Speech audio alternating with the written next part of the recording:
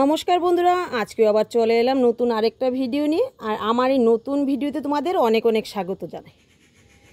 তো ছাদটা দেখেই তো বুঝতে পারলে যে এখনই বৃষ্টি হয়ে গেছে। আর কি বলবো, প্রতিদিনই বৃষ্টি হচ্ছে। আর বৃষ্টির জন্য এই যে কোনো কাজই করা যাচ্ছে না, তোমাদের তো বললাম। তো এখানে দেখো, আজকে কিছু এই যে চন্দ্রমল্লিকার কাটিং লাগিয়ে দিচ্ছি। এগুলি আনলাম আমার বান্ধবীর বাড়ি থেকে। তো যদিও আমি কখনো চন্দ্রমল্লিকার কাটিং লাগাইনি, তো ও বলল কাটিং থেকে নাকি চারা করা যায়। তো দেখো, এইভাবে লাগিয়ে দিলাম। আর বক্সের মাটিটা যেহেতু সবসময় ভেজা থাকে, তো এর মধ্যে দিয়ে দিলাম, দেখি হয় কি না। যদি হয় আরও কিছু কাটিং এনে লাগিয়ে দেব। আর শিকড় সহ তুলে এগুলিকে অন্য কোথাও ট্রান্সফার করে দেব। আর নিচের বাগানে তো অনেকগুলি গাঁদা ফুলের গাছ হয়েছে, সেখান থেকেও কিছু কাটিং এনে এই বক্সে দিয়ে দেব। তো বন্ধুরা, এটা ছিল কালকের ভিডিও। তো আমি কালকে ভিডিও করতে পারিনি, যতটুকু পারলাম তুলে রাখলাম। দেখো, এই যে একটা পেঁপে একদম হলুদ হয়ে গেছে। তো ভাবলাম এটাকে তুলবো আর তোমাদের দেখাবো না, সেটা আমার ভালো লাগে না। যেহেতু গাছে প্রথম পেঁপে পাকলো, তো ভাবলাম এই পেঁপেটাকে নিয়ে ঘরে ঠাকুরের কাছে দেব। আর পেঁপেটা এরকম অবস্থা হবে আমি জানলে কখনো এভাবে পেঁপেটা পারতাম না। তোমরা দেখো শুধু পেঁপেটার অবস্থা কি হলো নিচে পড়ে। আর পেঁপেটাকে দেখে মনটা একদম খারাপ হয়ে গেছে। দেখো, মাটিতে পড়ে একদম থেতু হয়ে গেছে। এটাকে কিভাবে পুজোয় দেব বলো, খুবই খারাপ লাগছে। তো যাই হোক, পেঁপেটাকে ঘরে নিয়ে কেটে দেখো কতগুলি বীজ পেলাম। আর পেঁপেটা এত টেস্ট ছিল আর যা মিষ্টি ছিল, কি বলবো তোমাদের, দারুণ ছিল পেঁপেটা। কিন্তু ঘরের কেউই খায়নি, কারণ থেতলে গেছে। তো আমি খেলাম, ফেলতে তো খুবই মায়া লাগছিল।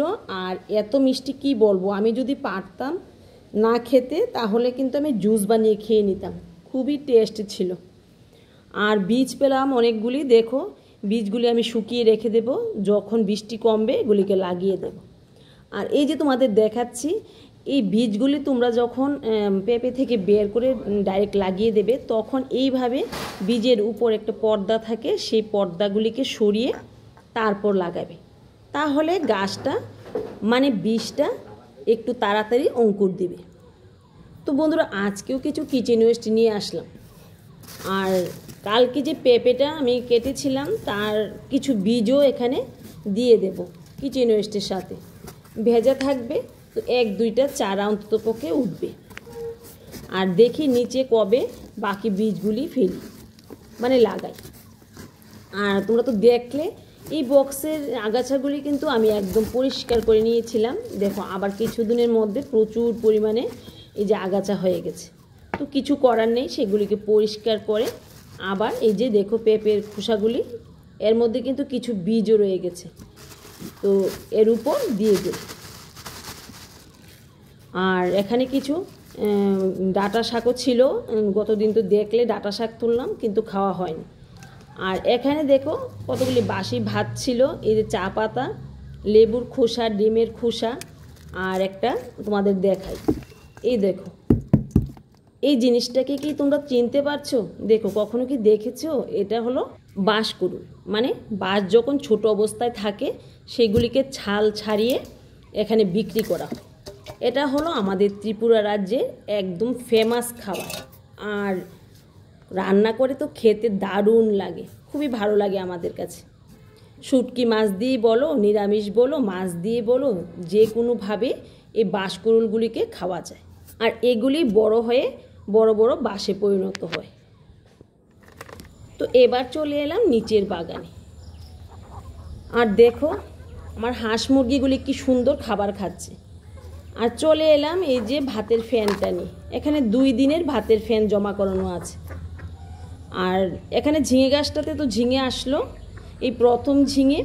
আর গাছটাও একদম ছোটো, এর মধ্যে বেশি খাবার আমি দেইনি। আর যাও দিয়েছি তা বৃষ্টির জলে ধুয়ে গেছে। তো দেখো, একটা বেগুন গাছ তো মারাই গেল, আর একটা রয়ে গেছে, এর মধ্যে একটা বেগুনও চলে আসলো। এর মধ্যে কিছু দিয়ে দিলাম ভাতের ফেন, লঙ্কা গাছেও কিছু দিয়ে দিলাম, আর এখানে দেখো ঢেঁড়স গাছেও কিছু দিয়ে দিলাম। এইরকমভাবে আমি প্রতিদিনই প্রতিটা গাছে দিয়ে থাকি। তবে বৃষ্টি হলে দেওয়ার কোনো দরকার নেই, বৃষ্টির জলের সাথে সেগুলি ভেসে চলে যায়। আর তোমরা তো জানো আমার বাগানটা শুধু এই ভাতের ফ্যানটা দিয়েই দাঁড়িয়ে আছে। নিচের বাগানে আমি বেশি কিচেন ওয়েস্ট দিই না, ছাদ বাগানে দিই। আর নিচের বাগানটা কিন্তু শুধু ভাতের ফ্যানেই দাঁড়িয়ে আছে। আর তার থেকেই তো বন্ধুরা তোমরা দেখতে পাও আমার প্রতিটা ভিডিওতে আমি কতটা পরিমাণ শাকসবজি বাগান থেকে পাই। তো যেহেতু আজকে বেশি শাকসবজি নেই, তো কতটা পাই দেখি, তা নিয়েই আজকে রান্নাটা আমার হবে। আর এই দেখো প্রতিদিন যদি না তুলি, দেখো ঢেঁড়সগুলি একটু বুড়ো হয়ে গেছে। তো যাই হোক, নিয়ে নিই, দেখা যাক খাওয়া যায় কি না। আর যদি নাও খেতে পারি তাতেও আমার কোনো দুঃখ নেই, কারণ এইগুলিও নষ্ট হবে না। আমি যদি নাও খাই, গাছকে খাবার হিসেবে দিয়ে দেব। আর আমার কোনো কিছুই ফেলা যায় না, যাই কিছু ঘরে নষ্ট হোক বা বাইরে নষ্ট হোক, সব কিছু আমি গাছের গোড়াতে দিয়ে দিই। তো আমি প্রায় সময় দেখি যে গাছে 1-2টা লঙ্কা পচে গেছে। তো বন্ধুরা এরকম হলে ভয় পাওয়ার কোনো ব্যাপার নয়। এরকম বৃষ্টি যদি প্রতিদিন হতে থাকে তাহলে গাছের 1-2টা লঙ্কা পচেই যায়। এটা কোনো গাছের রোগবালাই নয়, এমনিতে ঠিক হয়ে যাবে। আর তোমরা তো দেখেই বুঝতে পারছো বাগানটা আমি আস্তে আস্তে পরিষ্কার করছি। আর তো বললাম আমাদের এখানে লোক পাওয়া যায় না, লোক যদি পেতাম তাহলে সবটা বাগান একদম পরিষ্কার করে নিতাম।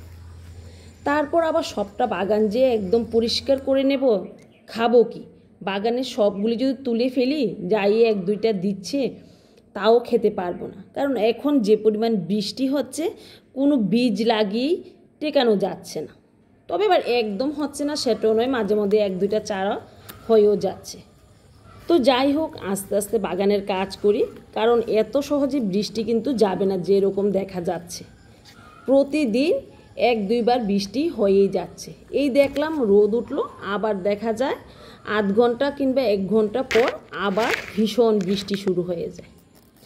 আর এখানে দেখো 2টা কচু গাছ আপনা থেকেই হয়েছে, তার থেকে 2-3টা লতিও বেরিয়েছে। তো ওই সাইডেও কয়েকটা লতি আছে, দেখি আজকে তুলব না, কালকে যদি পারি তুলব। আর তোমাদের তো বললাম যে নতুন গাছে দেখো 1-2টা করে ঝিঙে চলে আসছে। তবে নতুন গাছগুলি পুরনো গাছের মতো এত ভালো হবে না, মানে এত ভালো ঝিঙে দেবে না, কারণ বৃষ্টির মধ্যে গাছগুলি বাড়তেই চাইছে না। আর এই যে বললাম পুরনো গাছগুলি তুলে ফেললে কি নেব, 1-2টা করে কিন্তু ঢেঁড়সও পেয়ে যাচ্ছি, তাতে কিন্তু আমার সেদ্ধ কিংবা ভাজা খাওয়াটা হয়ে যাচ্ছে। আর এখানে দেখো একটা বেগুন লুকিয়েছিল, এটাকে তুলে নিলাম। আর বেগুন যদি মাটিতে লেগে থাকে তাহলে কিন্তু পচে যায়।